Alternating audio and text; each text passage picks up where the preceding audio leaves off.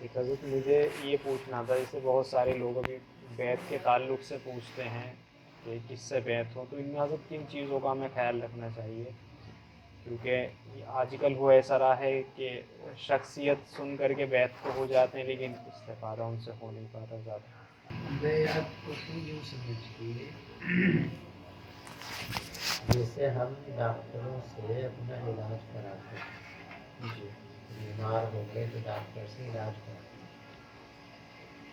تو اس علاج میں 4 چیزوں کا مریض کو خیال رکھنا ہوتا ہے۔ جی پہلی بات یہ کہ مریض کو اپنے تمام حالات ڈاکٹر کو بتانے پڑتے ہیں اور بار بار بتانے پڑتے ہیں۔ اگر ہم ڈاکٹر کو اپنے حالات نہ بتائیں، کیا کیفیات ہیں، کیا پریشانیاں ہیں، علاج کے نتیجے میں کون سی بیماری گھٹی، کون سی نہیں گھٹی، کتنی گھٹی، کتنی بڑھی، تو ڈاکٹر ہمارا صحیح علاج نہیں کر سکتا اور صحیح علاج ہمیں نہیں مل سکتا۔ اس کو کہتے ہیں اطلاع۔ علاج کے لیے ضروری ہے ڈاکٹر کو اپنے حالات سے باخبر رکھنا۔ جی بیعت کے اندر بھی یہی چیز پہلے نمبر پہ ضروری ہے کہ آپ کسی سے بیعت ہوں تو بیعت ہونے کے بعد اپنے حالات ان صاحب کو بتاتے رہیں، اپنے شیخ کو، اپنے پیر کو۔ اگر حالات بتاتے رہیں گے تو آپ کو فائدہ ہوگا۔ بس بیعت ہو گئے، اب حالات بتا ہی نہیں رہے، مل ہی نہیں رہے، کچھ پتہ ہی نہیں، تو پھر علاج نہیں ہوگا۔ دوسری چیز ڈاکٹر کے علاج کرانے میں جو ہمیں کرنی ہوتی ہے وہ ہے ڈاکٹر کی بات ماننا، یعنی جو دوا وہ ہم کو دے رہا ہے اسے کھائیں، جس وقت کھانے کے لیے کہہ رہا اسی وقت کھائیں، جتنی کھانے کے لیے کہہ رہا اتنی ہی کھائیں، جن چیزوں سے پرہیز بتا رہا ہے ان چیزوں سے پرہیز کریں۔ اس کا نام ہے اتباع، بات مان۔ تو بیعت کے اندر بھی دوسرے نمبر پہ یہی چیز ضروری ہے کہ جس سے بیعت ہو اپنے پیر اور شیخ کو کہنا نہیں۔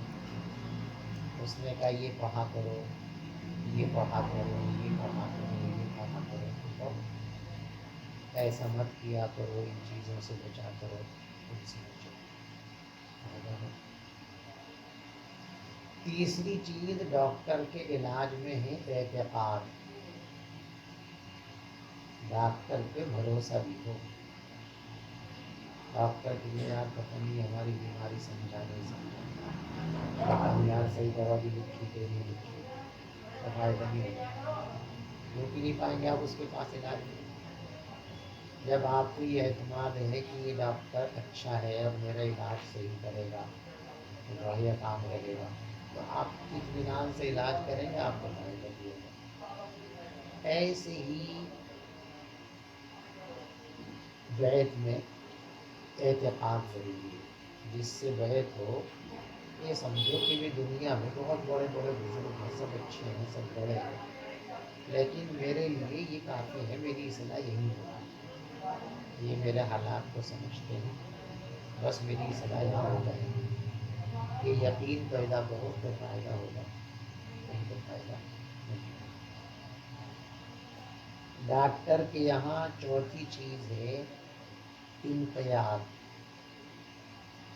سرنڈر کرنا، یعنی ڈاکٹر کے طریقے میں اپنی رائے بھی چلانا، ایسے نہیں ایسے کر لو جی، جو اس نے کہہ دیا۔ مثلا ایک مثال سے سمجھو، آپ ڈاکٹر کے یہاں گئے، اس نے محسوس کیا کہ آپ میں کیلشیم کی کمی ہے، جس سے آپ کو اٹھا نہیں جاتا، بیٹھا نہیں جاتا، کمزوری لگتی ہے۔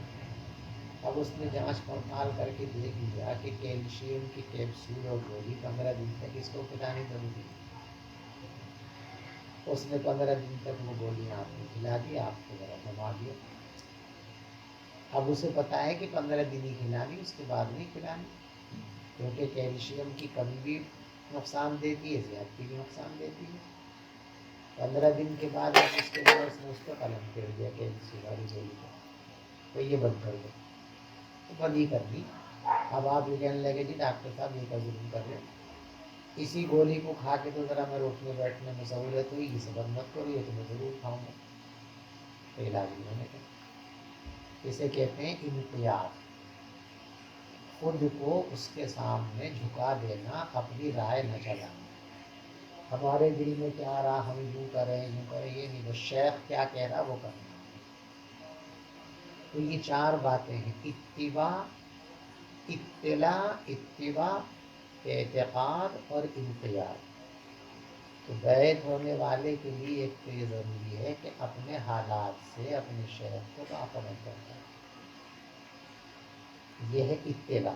دوسری چیز اتباع، یعنی شیخ جو بتائیں اس کو کرے، اس میں کوتاہی نہ کرے، جو وظیفہ بتائیں تسبیح بتائیں اسے پڑھتا رہے، اس میں کوتاہی کے لیے بھی ٹھیک ہے یہ تسبیح پڑھنا، ہم گھر جا کے اسے پڑھتے ہی نہیں، تو یہ ایسے ہی ہوگی جیسے دوا اسٹور سے لا کے گھر پہ رکھ دی الماری میں کھا رہی ہوں، تو ڈاکٹر کتنا ہی ماہر ہو، دوا کتنی بہترین ہو، فائدہ تو ہونے کا نہیں، کھائیں گے تو فائدہ ہوگا، نہیں کھائیں گے تو فائدہ نہیں ہوگا۔ تیسری چیز ہے اعتقاد، یقین رکھو کہ انہی سے وابستہ رہ کر میری اصلاح ہو جائے گی، یہاں میری دینداری پیدا ہو جائے گی، مجھے دین صحیح ہو جائے گا۔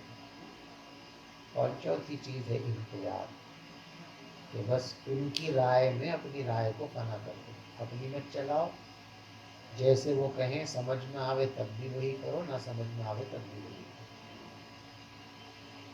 4 باتیں، یہ 4 باتیں اگر آدمی کرے گا تو انشاءاللہ اسے بیعت کا فائدہ ہوگا۔ ہمارے شیخ حضرت مفتی مظفر حسین صاحب رحمۃ اللہ علیہ، حضرت مولانا شاہ اسعد اللہ صاحب کے خلیفہ تھے، اور وہ حضرت تھانوی رحمۃ اللہ علیہ کے خلیفہ تھے۔ ہمارے حضرت رحمۃ اللہ علیہ کے والد محترم، وہ بھی بہت بڑے عالم تھے، بہت بڑے مفتی تھے، اور وہ اصل اجراڑے کے رہنے والے تھے، یہاں سے سہارنپور پڑھنے کے لیے تشریف لے گئے تھے تو وہیں رہنے لگے تھے۔ ہمارے حضرت رحمۃ اللہ علیہ کے وہیں پیدا ہوئے، وہیں بڑے ہوئے، وہیں پڑھا اور وہیں پڑھایا، پوری زندگی وہیں گزاری۔ حضرت اتنے بڑے عالم تھے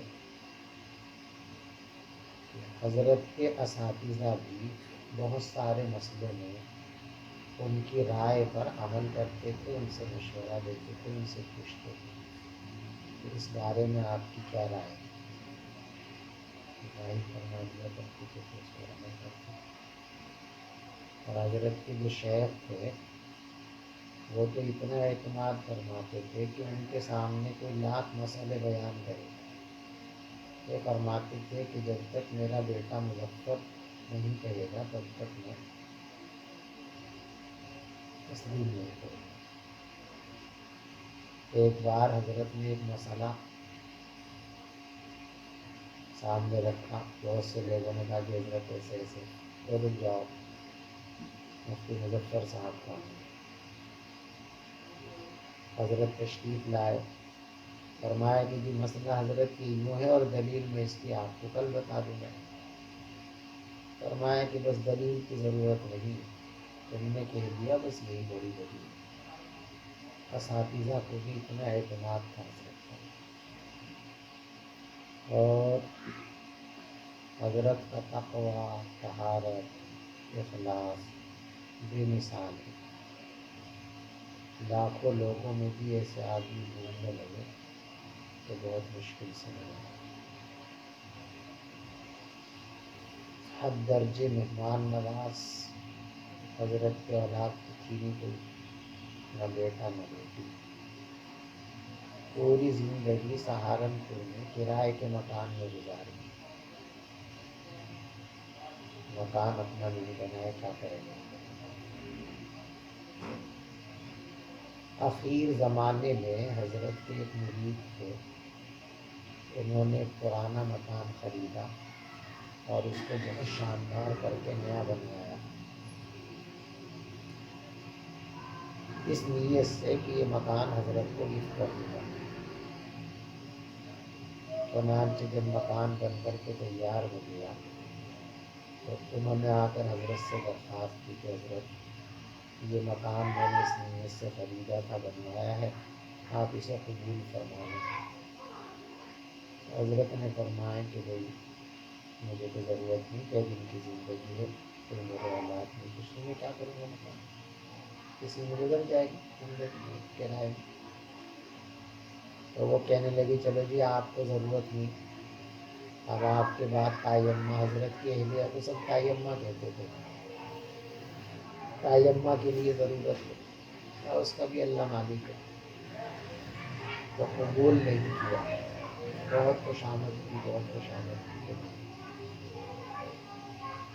फिर उसके बाद उन्होंने कहा कि अच्छा हज़रत कम से कम इतना तो कबूल कर लें कि जब तक आप ज़िंदा हैं इस मकान में रहना कबूल कर लें, मालिक नहीं बनते तो। बहुत उन्होंने ज़िद की तो हज़रत ने कबूल कर लिया, अच्छा ठीक है। तो हज़रत फिर चंद साल, 2-3 साल उसमें रहे, उसके बाद हज़रत की वफ़ात हो गई। किसी की तरफ हज़रत को ज़र्रा बराबर भी लालच नहीं, दुनिया की तरफ तो कभी ख्याल ही नहीं, इसीलिए किसी के हड्डी में कबूल नहीं करते। और तक़वा और तहारत, मदरसे के मामलात में एहतियात का आलम ये था कि जब हज़रत की अहलिया का इंतकाल हुआ तो हम तदफीन में गए थे, तो हज़रत को बहुत असर था, तबीयत पे फिक्री बात है, तो हम चलने लगे। हज़रत ने फरमाया आप कब आओगे, मैंने कहा इंशाअल्लाह जल्दी आएंगे। तो 2-4 दिन के बाद हम यहाँ से जाने का प्रोग्राम बनाया, तो बहुत लोग हज़रत के चाहने वाले थे, जैसे पता चला कि मैं भी चल रहा, तो तकरीबन 16-17 आदमी हो गए। 3 गाड़ियाँ यहाँ से करके हम लोग गए, हज़रत की खिदमत में पहुँच गए। हम 10 बजे के करीब नाश्ता कराया, फिर हज़रत ने एक मुलाजिम को बुलाया मदरसे के, और उनसे कहा भाई आज घर पे तो खाना बनाने का नज़म है नहीं, हज़रत के लिए इंतकाल हो गया, तो हमारे मेहमानों के लिए खाना बनवाओ। तो उन्होंने कहा जी मसाले के चावल बनवा दो। तो फरमाया कि ये तो मेरे बहुत ख़ास मेहमान है, अच्छी सी बिरयानी बनाओ। उन्होंने सामान ख़रीद करके और मदरसे का जो किचन है जहाँ बच्चों का खाना बनता है वहाँ बिरयानी बनवा दी, तो हम लोगों ने खा लिया। ज़ोहर की नमाज के बाद हज़रत अपने दफ्तर में बैठे हुए थे, हम भी बैठे हुए थे, तो वो मुलाजिम हिसाब का पर्चा लेकर के आए। खर्च किया था उन्होंने, चावल घी तेल वगैरह। हज़रत ने वो पर्चा देखा तो फरमाया कि इसमें ईंधन के पैसे नहीं लिखे तुमने। तो कहने लगे जी ईंधन तो ख़रीदा नहीं मैंने, सामान ख़रीदा, ईंधन इसलिए नहीं ख़रीदा हज़रत कि वो तो मतबख में तंदूर चल रहा था और तंदूर में तो बहुत देर तक आग रहती है, तो अलहदा से इसमें कोई ख़र्चा नहीं हुआ आपके खाने में। तो मदरसे के बच्चों का जो खाना, कई सौ बच्चों का खाना बनता है, तंदूर जो घंटों चलता है, उसी में थोड़ी देर के लिए पतीला रख दिया था चावलों को, तो अलहदा से उसमें कोई खर्च नहीं हुआ। और मैं कि नहीं, वापस जाओ किचन में मतबख में और उनसे ये पूछो कि बनाने वाले हैं खाना, अगर मदरसे का खाना बनता हुआ ना होता, तंदूर चला हुआ ना होता और हम अपने सिर्फ इन चावलों को बनाते तो कितना ईंधन लग जाता। बेचारा गया वो मुलाजिम, पूछ के आए, तो जी इतने रुपए का ईंधन लग जाता है। तो मैं कि इतने रुपए जा करके मतबख में उधर से ख़जाने में जमा कर, यानी ये भी गवारा नहीं था कि आप फालतू गाड़ी के लिए इस्तेमाल कर लेंगे, इसके भी पैसे। इतना तकवा और इतनी एहतियात की। मतलब जो मुफ्ती मुजफ्फर हुसैन कांदलवी हैं तो वो वो अलहदा अच्छा, एक तो दूसरे ये किस नाम से मशहूर है? बस ये मुफ्ती मुजफ्फर हुसैन ही के नाम से। असल तो ये अजराड़े का है इनका ख़ानदान, अच्छा, अच्छा। इनके वालिद मोहतरम अजराड़े के थे। जी। अजराड़ा है ना ज़रा मेरठ में, जी जी। इनका बाकी ताल्लुक यहाँ जी, मेरठ से। जी, बाकी दीनी खिदमत तो है ही वो अलहदा। जी जी।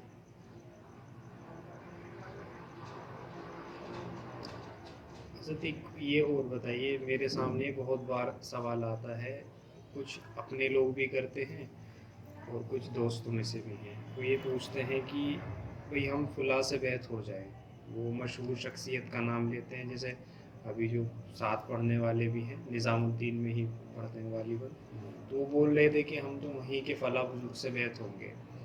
तो देखने में तो ऐसा लगता है ये मुझसे इस्तेफादा कुछ हासिल नहीं कर सकते, तो किन चीज़ों का ऐसे में ख्याल रखा जाए? क्योंकि बहुत सारे लोग मौलाना जुल्फ़िकार साहब से बैत हो चुके हैं, बहुत ज़्यादा अपने बयानात में भी करते हैं, तो ज़ाहिर तौर पर हालात तो बता ही नहीं सकते। देखो एक क्या है, बस बरकत हो गई, भाई हमने फला से बैत कर ली, बरकत हो गई, जी तो कहीं भी हो जाओ। लेकिन बैत का जो मकसद है अपना इलाज, जी कि हमारे अंदर दीनदारी पैदा हो जाए, शरीयत के ख़िलाफ़ जो आदतें और जो अमाल हैं वो ख़त्म हो जाए, जी और शरीयत की पाबंदी का हमारा मिजाज बन जाए, दीनदारी आ जाए, ये बैत का मकसद है। ये मकसद तो जब ही हो सकता है जब आप शेख के नज़दीक हों और शेख से बवक्त ज़रूरत मिल सकते हो, अपनी बात उन तक पहुंचा सकते हो। इसको भी आप डॉक्टर ही के एतबार से समझ लो। जी जी। आप कोई डॉक्टर कितना ही बड़ा है, बहुत माहिर है, बहुत माहिर है, लेकिन उसकी फ़ीस इतनी है कि हमारी रसाई नहीं हो सकती, या उसका नंबर आता है एक एक महीने में दर्द हो रहा, तो आप अगर उसके यहाँ अपना नाम लिखवा भी दें, आपको क्या फ़ायदा जब आप उससे मिल नहीं सकते, बता नहीं सकते, अपनी परेशानी नहीं रख सकते, उससे मशवरा नहीं ले सकते, तो उस बड़े डॉक्टर की बड़ाई से तो आपको कोई फ़ायदा नहीं। एक डॉक्टर इतना बड़ा नहीं है, इतना मशहूर फेमस नहीं है, लेकिन उस तक हमारी रसाई है, जब चाहे चले जाएं, तो फ़ायदे तो हमें वही होगा। तो फ़ायदा जो होता है वो होता है मिलने से, अपनी बातें बताने से। लिहाजा जहाँ आपको ऐसा लगता है कि हम वहाँ जा कर के अपनी बात कर सकते हैं, रख सकते हैं, हम कोई इतने बड़े हैं और इतने मसरूफ़ हैं कि वहाँ तक आपकी मुलाकात ही नहीं होती, या मरकज़ में जा रहे मौलाना साहब से मुलाकात ही नहीं हो रही आपकी। जी अब आप बैत भी हो गए तो क्या हुआ, आप अगर उन्हें बताना चाहें जी मेरे अंदर ये बीमारी है, कैसे बताऊँ आप, तो बैत होने का क्या फ़ायदा हुआ। जी जी। था उनका जहन यही मौलाना साहब से ही था बैत होने का, तो मैंने तो पर्सनली यही मशवरा दिया था, मैंने वो इतनी मशहूर शख्सियत है, बहुत मुश्किल है वक्त मशहूर देना। है, नाम है, ये मत देखो, जी जी ये देखो कि हमारा काम कहाँ हो जी सकता जी है। जी क्योंकि सिर्फ नाम के लिए होना बैत, तो फिर तो जो बहुत ज़्यादा फेमस उनसे हो जाओ, तो हमारा फला से ताल्लुक़ है, फला से बैत है। लेकिन अपने अंदर कुछ पैदा करना है, तो जी फिर तो ऐसी जगह जाओ जहाँ आपका ये काम हो जाए, आप वहाँ जाके अपनी बात बता सकते हो, वो आपकी बात सुन सकते हो। ठीक है। यहाँ पर हज़रत 8 बजे ही जमा है। ठीक है, नमाज